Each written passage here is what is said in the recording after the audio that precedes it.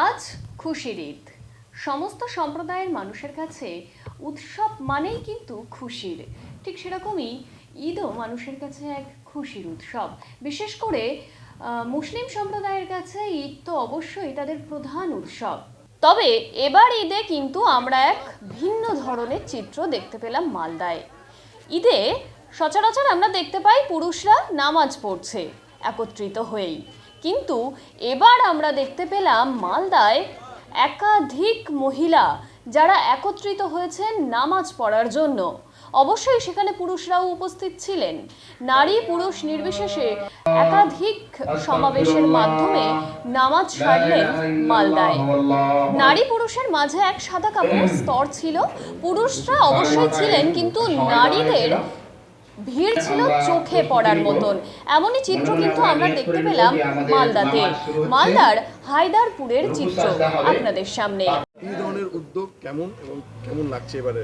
Actually এই উদ্যোগটা আমার 23 বছর আগে কি আমার ছোট উদ্যোগটা ভেবে রেখেছিলাম। তো কথাটা সত্যটা সবসময় মানে হঠাৎ করে প্রকাশ করা যায় না। আস্তে আস্তে সবাইকে শান্তি বজায় রেখে ভালোটা বুঝিয়ে এডুকেশন দিয়ে তারপরে আমরা শহীদ সুন্নাত আল্লাহ নবীর সুন্নাত প্রতিষ্ঠা করলাম। আলহামদুলিল্লাহ, আল্লাহ করালেন। তার জন্য জাজাকাল্লাহ খায়রা আমার ভাইদেরকে এবং ইমাম সাহেবকে আমার তরফ থেকে অনেক অনেক জাজাকাল্লাহ খায়রা।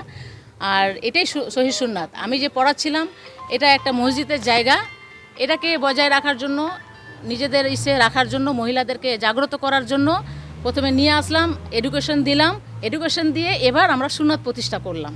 এটাই হচ্ছে আসল কাজ ছিল। এতদিন আমি নিজে করাচ্ছিলাম মেয়েদেরকে এডুকেটেড করার জন্য। হ্যাঁ, ঈদ একটা জানার বিষয় অবশ্যই।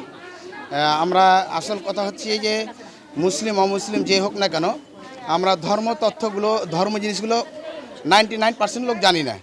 আমাদের সমাজে যেটা চলন্ত ধর্ম চূড়ান্ত ধর্মের সঙ্গে মিলে না। আমাদের অবশ্যই উচিত হবে যে কোনো জিনিস আমরা রেফারেন্স সহকারে দেখব। আমরা এ বাড়িটা যদি 100 বছর যদি আমার বাপদাদা থেকে যদি থাকে, আর তার সেই যদি বাড়িটাতে যদি আমাদের যে রেজিস্ট্রি যদি না থাকে, তাহলে আমরা কোনো দিন পাবো না। আমরা বলতে পারবো না যে আমাদের এটা বাড়ি। আমার বাবা ছিল, অমুক ছিল, ধুমুক ছিল, আমার দাদারা এগুলো করে এসছে, এ করে এসছে, ও করে এসছে। যদি বলছি এটা আমাদেরই বাড়ি, বলছি যে দলিল দাও, বলছে নেই, তো এটা তো কেউ হবে মানবে না। তো যে কোনো জিনিস কিন্তু দলিল লাগে। একটা সাধারণ থেকে সাধারণ মালদার বুকে যদি 1 কাঠা জায়গা নেই, তাহলে তাকে দলিল লাগে। দাগ নম্বর, খতিয়া নম্বর, পাট্টা নম্বর, RSA নম্বর, সমস্ত দাগ নম্বর লাগে। কিন্তু আমরা ধর্মের বিষয়ে সেই যেই জাতি হোক না কেন, ধর্ম থেকে অবশ্যই দূরে, এবং আমরা ওদিকে দেখি না। তার জন্য রেফারেন্স রয়েছে। আতিয়া রাদিয়াল্লাহু তাআলা বলেন, রাসূল সাল্লাল্লাহু আলাইহি সাল্লামের জামানায় আমরা ছেলে মেয়ে উভয়ে নামাজ পড়তাম এবং মেয়েদেরকে অংশগ্রহণ করাতেন, এবং দাওয়াতুল মুসলিমিন উম্মতের জন্যে, পুরো বিশ্বের জন্য দোয়া হতো।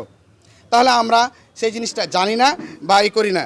অবশ্যই আস্তে আস্তে আমরা জানছি, এগুলোর উপরে আমল করার চেষ্টা করছি। আব্বাস রাদিয়াল্লাহু তাআলা বলেন, রাসূল সাল্লাল্লাহু আলাইহি সাল্লামের জামানাতে মেয়েদের কাছে আল্লাহ রাসূল সাল্লাল্লাহু আলাইহি ওয়াসাল্লাম খুতবা দিতে গেলেন। যাওয়ার পরে খুতবা দিয়ে বললেন, এ মেয়ের জামাতেরা, তোমরা কি করো? দান করো। তাহলে বোঝা গেল যে মেয়েরাও অংশগ্রহণ করেছিলেন। তাহলে একটা কি যে পৃথকভাবে, যেরকম আপনারা দেখলেন যে একটা ছেলেরা আলাদা, মেয়েরা আলাদা, এই শৃঙ্খলা বজায় রেখে ঈদকে উদযাপন করতে হবে এবং প্রীতি সম্প্রীতি সবাইকে জানাতে হবে।